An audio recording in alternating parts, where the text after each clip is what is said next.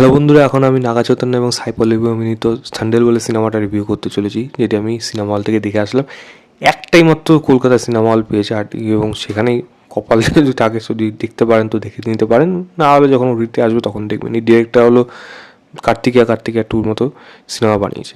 গল্প এই ছোটো করে বলি, নাগা চৈতন্য সে হলো মাছরা, মানে মাছ ধরে বেড়ায়, এবং সে তার নিজের এরিয়ার থান্ডেল মানে হলো লিডার।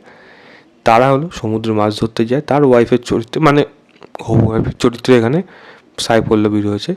কিন্তু তাদের একটা সমস্যা হলো, 9 মাস তারা সমুদ্রে থাকে, 3 মাসের জন্য বাড়িতে আসে। এরকম অনেক ঘটনা ঘটে, যারা বাড়িতে আর ফিরতে পারে না, মৃত অবস্থায় ফিরে আসে। সাই পল্লবী সেখান থেকেই রাগ এবং কথা দেয় যে তুমি আর কোনোদিন এই জিনিসটা করবে না। তবুও নাগা করে, এবং সমুদ্রে একটা ঝড়ের মাঝখানে ফেসে গিয়ে পাকিস্তান ইন্টারন্যাশনাল বর্ডার ক্রস করে যায়, ওয়াটার লেসে, এবং সেখানে পাকিস্তানে আটক হয়ে যায়। এবার তাকে ছাড়ানোর জন্য সাই পল্লবী, কারণ শুধু তো নাগা না, তার সাথে আরও অনেকেই আটকে যায়।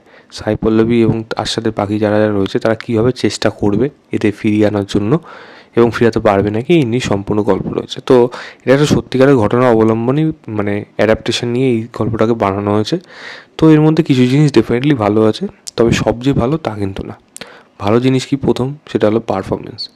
দুজন নায়ক এবং নায়িকা দুজনের অভিনয় কিন্তু সত্যি খুব ভালো। এবং নাগা চৈতন্য একটা জায়গা বিশেষ করে বলবো, যেখানে শেষ মুহূর্তে ক্লাইম্যাক্স সিনে ও একটা কাগজ, মানে কী দেখতে পায় সেটা আপনারা দেখলে বুঝবেন। ও একটা কাগজে কিছু দেখতে পায়, মানে জানতে পারে এই ব্যাপারে। সেই জায়গায় তার এক্সপ্রেশন, পারফরমেন্স, সেগুলো কিন্তু সত্যি ভালো লাগবে। এবং সাই পল্লবীর সাথে তার কেমিস্ট্রিও কিন্তু ভালো লাগছিল। সাই পল্লবীর যদি কথা বলি, সে বরাবরই ভালো পারফর্ম করে, এখানেও ভালো পারফর্ম করেছে। ইমোশনাল সিনে সে বরাবরই ভালো নেচেছে, খুব দারুণ। এবং অনস্ক্রিন তাদের দুজনকে বেশ ভালো লাগছিল। দ্বিতীয় জিনিস বলবো, এই সিনেমাতে গান কিন্তু ভালো, ডিএসপি গান, এবং হিন্দি ডাবিংয়ের গানগুলোও কিন্তু ভালো। এটাও আমার অদ্ভুত লাগলো যে সাউথের সিনেমায় হিন্দি ডাবিংয়ের গান যে খুব একটা যে ভালো হয়, কারণ এই সিনেমা কিন্তু হিন্দিতে সিনেমা প্রচার করা হয়নি।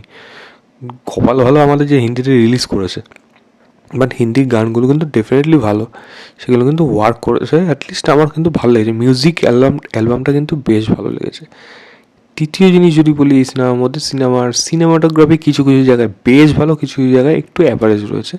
ভিএফএক্সের কাজ আমি বলবো, মানে সিজির কাজ কিন্তু বলবো আমি এখানে ভালো না, স্বাভাবিক, অত তো বাজেট নেই এই সিনেমার মধ্যে। এবং যদি বলি আর কোনো ভালো দিক, এই সিনেমার মধ্যে অ্যাজ সাচ লেভেলে সেরকমভাবে উঠে আসে না, জাস্ট এদের কেমিস্ট্রিটা ঠিকঠাকভাবে জমে গেছে, এটাই জাস্ট বলার ছিল। প্রবলেম থেকে গেলো এই সিনেমার মধ্যে হলো, এই সিনেমার গল্প, মানে রাইটিং, স্ক্রিন প্লে, এটাই কিন্তু মেন এই সিনেমার মধ্যে মেন খারাপ জিনিস হিসাবে উঠে এসছে। প্রথম কথা হলো, সিনেমাটার লেন্থে অনেকটা বড় হয়ে গেছে, যদিও এই লেন্থটার টাইমটা কিন্তু মানে ডিমান্ড করছে, বাট তার মধ্যে আরও অনেক মাল মশলা, অনেক কিছু দেখানো দরকার ছিল, যেগুলো এই সিনেমার মধ্যে দেখায়নি। প্রথম কথা, এদের বিল্ড আপ দিতে গিয়ে অনেকটা সময় নষ্ট করেছে, অনেক সময়, এত কোনো প্রয়োজন ছিল না। ফার্স্ট হাফটা বিশেষ করে প্রচণ্ড বড় লাগছিল। সেকেন্ড হাফে তবু কিছু না কিছু ঘটতে থাকে, যদিও তার মধ্যে মানে ইললজিক্যাল জিনিস অনেক রয়েছে, তবু কিছু একটা ঘটে। বাট ফার্স্ট হাফটা মনে হচ্ছিলো যে মানে শেষই হচ্ছে না, কখন গিয়ে এটা হবে। সেই জিনিসটা আমার কিন্তু বরাবরই মনে হয়েছে ফার্স্ট হাফ এবং সেকেন্ড হাফে, বিশেষ করে ফার্স্ট হাফে। তো স্ক্রিন প্লের মধ্যে টাইট রাখতে পারতো, বাট সেটা করতে পারেনি, যেটা আমার মনে হয় সিনেমাটা খারাপ দিক থেকে যায়। তৃতীয় খারাপ জিনিস বলবো হলো, এর মধ্যে যে মানে সেকেন্ড হাফে যা যা জিনিস ঘটে এবং ক্লাইম্যাক্সে গিয়ে যে জিনিসটা ঘটে, সেগুলো না মানে সিনেমাতে দেখতেই ভালো লাগে। রিয়েলিস্টিক অ্যাপ্রোচ তখনই সরে যায় যখন গল্পের মধ্যে থেকে এরকম মানে রিয়েল অ্যাপ্রোচটা যেন না সরে গিয়ে, যেন কোথাও যেন একটু ইমোশনাল জোর করে দেওয়া, সেই জিনিসগুলো উঠে আসে। ইমোশনাল আছে, তবে সেটা ফোর্সফুলি যখনই হয়ে যায়, তখন গিয়ে সেটা সেই লেভেলে ইমোশনাল করতে পারে না, যেটা এই সিনেমাটা করার চেষ্টা করেছে। তো সেখানেই মার খেয়ে গেছে।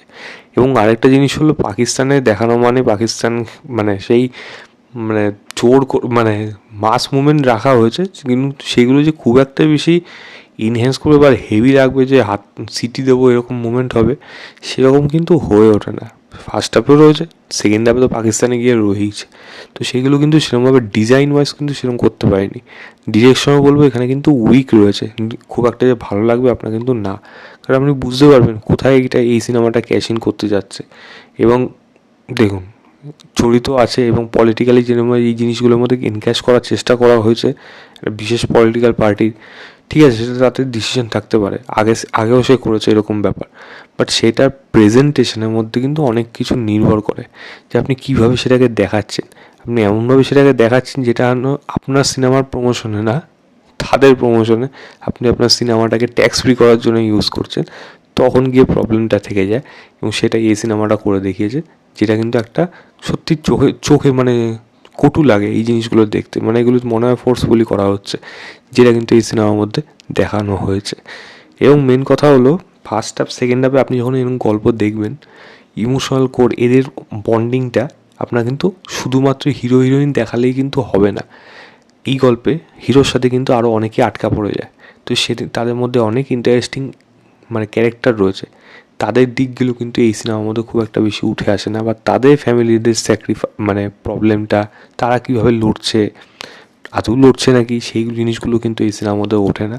পুরোপুরি নায়ক নায়িকা ড্রিভেন এই সিনেমাটা হয়ে যায়, যেটা আমার মনে হয় এই সিনেমাটা ভালো একটা মেন ইমোশনাল জায়গা কিন্তু এখান থেকে মিস করে গেছে, যেটা মনে হয় না করলেও ভালো হতো। এবং আমি যদি বলি মাস মুভমেন্ট, যেটা বললাম মাস মুভমেন্টগুলো কিন্তু আমি সেরকমভাবে এনজয় করতে পারিনি, খুবই লিমিটেড কিছু দর্শক ছিল, তবুও বলবো আমার কাছে কিন্তু সেটা ওয়ার্ক করেনি। এর থেকেও কম দর্শকে দেখেছি কিন্তু মোমেন্ট ওয়ার্ক করে গেছে, বাট এখানে কিন্তু সেরকম মানে বিজিএম আমি বলবো ঠিকঠাক, খারাপ না, বাট এক্সট্রাঅর্ডিনারি না এটা। আরও ছোটোখাটো অনেক দিক রয়েছে, মানে ইললজিক্যাল জিনিস প্রচুর রয়েছে এর মধ্যে, যেইগুলো আর আমি আলোচনা করলাম না। আমি বলবো আপনার দেখা ইচ্ছে হলে দেখতে পারেন, বাকিটা আপনাদের ব্যাপার। আমার কাছে এটা একটা ওয়ান টাইম অ্যাভারেজ ওয়াচ হিসেবে আমি ম্যাক্সিমাম এটাকে 2.5 দেবো আউট অফ 5। এই ছিল আমার ওভারঅল রিভিউ থান্ডেল বলে সিনেমাটা। থান্ডেল কেন, থান্ডেল বরং থান্ডেল হবার এই নামটা বলার পেছনে এই সিনেমার গুরুত্বটা কিন্তু বিশেষ ভালো, বরং লাভ স্টোরির থেকে কিন্তু এই নামের গুরুত্বটা অনেক বেশি যথার্থ হয়েছে, এটাই যা বলার ছিল। এনিওয়েজ ভিডিওটা ভালো লাগলে লাইক শেয়ার, চ্যানেলটাকে অবশ্যই সাবস্ক্রাইব করে দেবেন। বাই।